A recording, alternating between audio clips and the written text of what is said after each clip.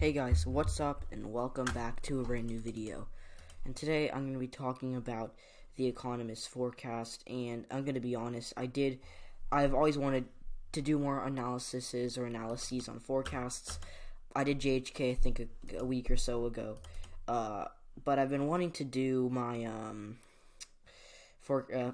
analysis on the Economist Forecast, and I'm planning on doing 538. Hopefully I have time to do that. But again, per Political Talk, great YouTuber. I do collabs with him once a week. Hopefully he did a video on this as well, but so I'm stating I got some inspiration from him, but so we're gonna be talking about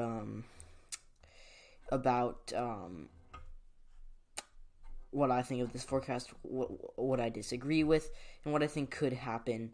So, this is a pretty good forecast. I believe that's Nate. No, not Nate Silver. Nate Silver is the 538 guy, but So this model thinks that Joe Biden is very likely actually to beat Donald Trump in the Electoral College, giving him an 87% chance of winning, and we all know that he's going to win the popular vote, but, so what is his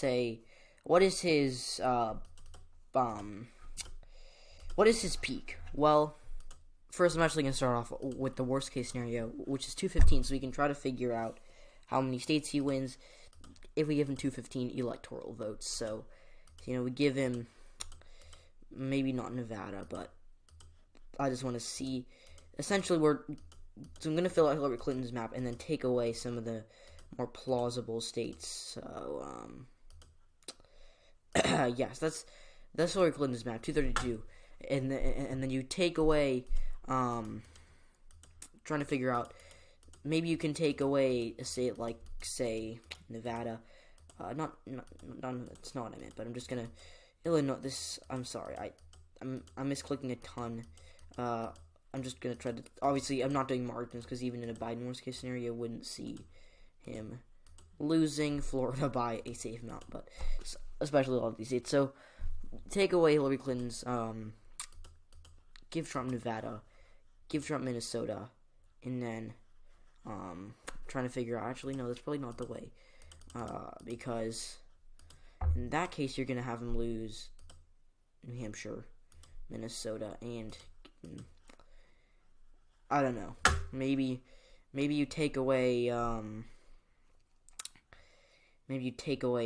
Colorado, or take away Colorado.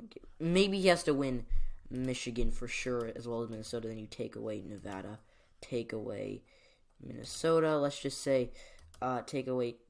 It was 215, so maybe you take away. I don't know. I've already taken away New Hampshire, but I have no idea. Maybe it's not a plausible electoral map. Maybe it's just a math calculated number. Because if so, then I just made a big fool of myself. So, yeah. But 415 to 421, I'm trying to figure that out. Because it has to be something at least, You give him Ohio. You give him districts. And then he needs 8 more electoral votes. Maybe you give him Missouri. No, probably not. If you're gonna, maybe you give him, Montana. Maybe you give him, this is hard. Maybe you give him Alaska, and then you figure out a way.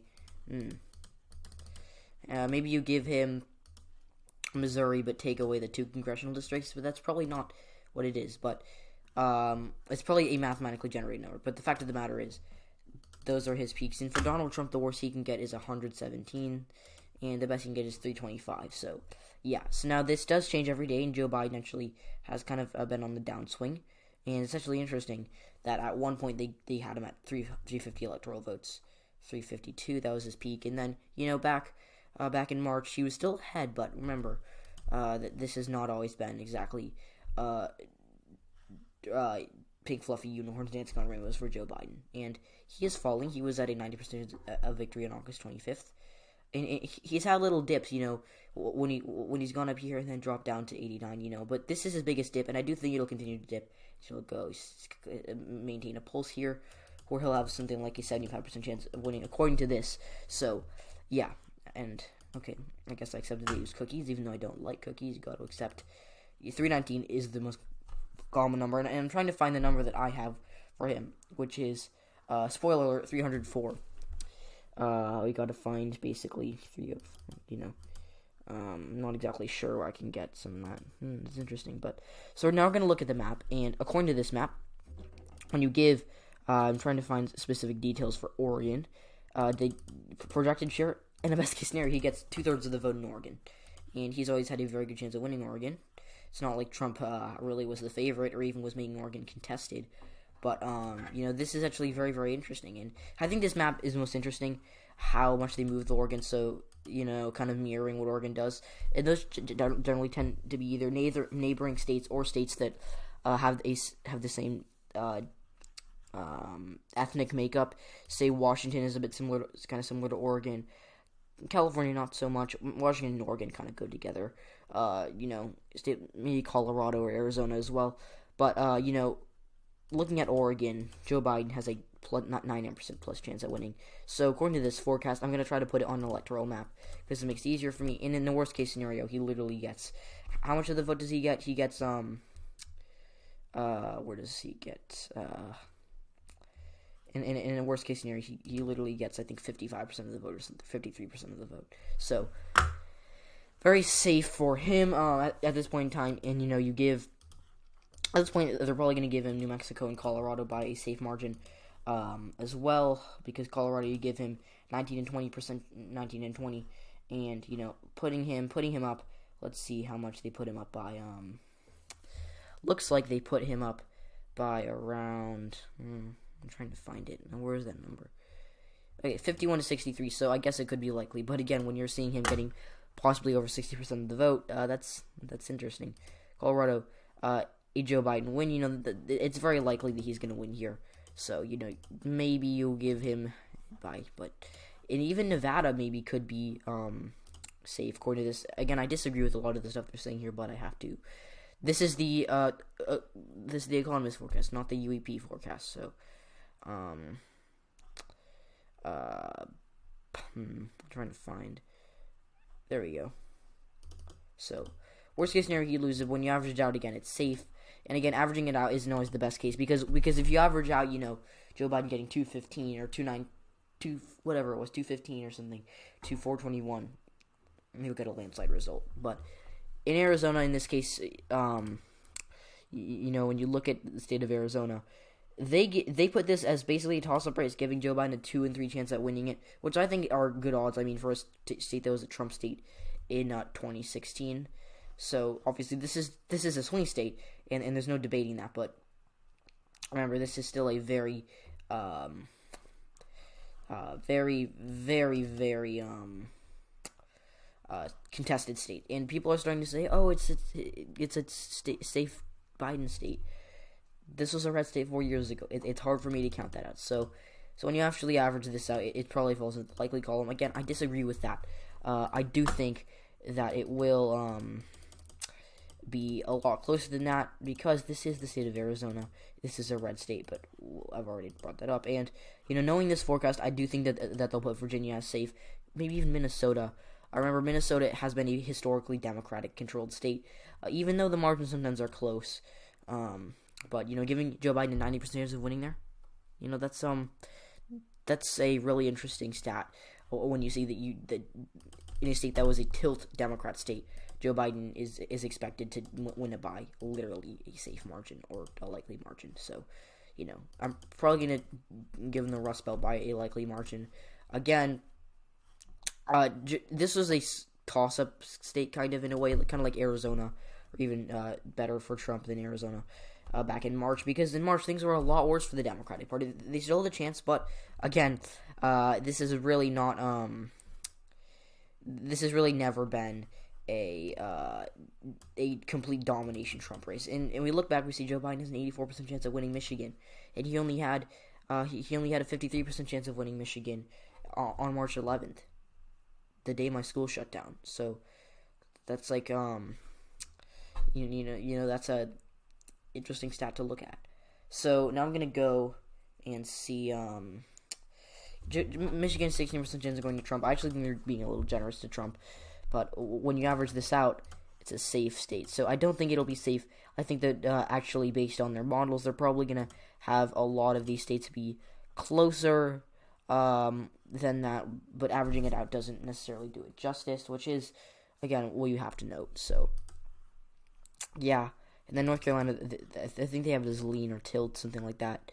Again, some of these may be wrong because I'm kind of trying to go through this quickly, but Florida, Biden actually had a good advantage here. Weirdly, that's random. March 3rd to March 9th. It was a week-long advantage, but then Trump overtook him here in this approval surge he had, and since then it has been very, very Biden-ish, I guess one could say. So, yeah, and then projected vote. I want to find the projected vote.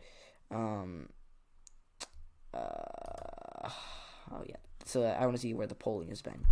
The polls are putting Biden behind Trump, and up here that he had a very good poll that put Trump Trump behind by double digits, 14 points. That's weird, but right now Joe Biden projected vote. That's really interesting that they'd rate Florida as likely, and North Carolina could be different. Trying to find North Carolina, where that was actually where I went to click on it. But this is essentially a toss-up. But they're giving it to Biden because they have to forecast it for someone, obviously. You average that. That's I'm gonna be generous and say that they're gonna give those states by lead margins. So, again, I guess you could say just based. I'm trying to be like as accurate as I can, but based on some of these states, Wisconsin, Michigan, Pennsylvania likely, Montana likely. So you see these shades. Texas lean, Montana likely. I want to see what Alaska is. Alaska's probably gonna be likely. Alaska likely. Nevada actually is likely. Colorado and Arizona are likely. So based on the margins, I think it's interesting. Arizona actually tilts. So I was looking at the wrong stats. I think I was off there, but it's interesting. Louisiana likely, Mississippi likely, and Mississippi probably will be likely, but Louisiana that's interesting. Georgia tilt. Trying to find South Carolina likely. Alabama, Tennessee, Kentucky are all safe, which is interesting because putting Louisiana as likely, chances are so is Indiana and Missouri. I'm guessing all these states are going to be likely except for the 2nd district, which they show? Okay, they don't show districts. That's I'm probably being stupid, but I can't guess on what they're going to say.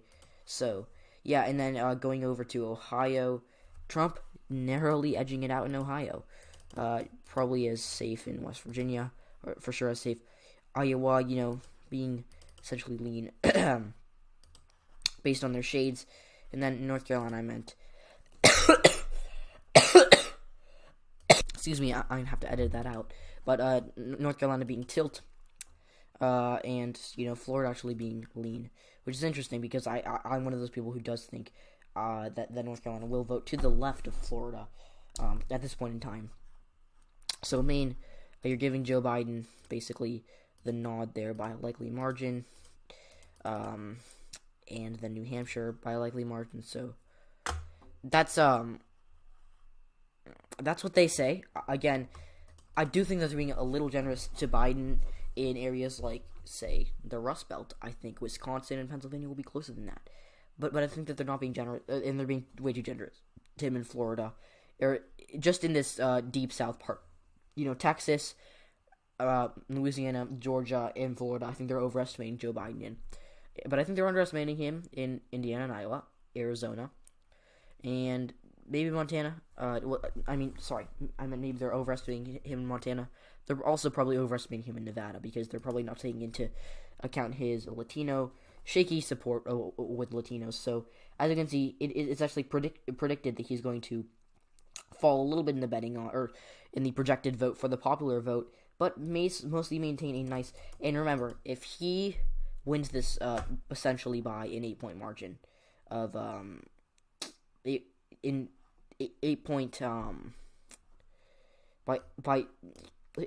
he wins this by 8 points, he's going to win the electoral. The worst case scenario, like if we went to the popular vote, the worst case scenario. Sorry, if he wins the popular vote by 8 million, the worst case scenario is not 8 million, 8%. The worst case scenario is something like this. So you probably see all these states being safe, and that's the worst case scenario for him winning it. All these states would be safe, so that's the worst case scenario for him winning the popular vote. So yeah, guys, thank you so much for watching this video. I hope you all enjoyed it. Again, I'm trying to continue my analysis of forecasts, and yeah.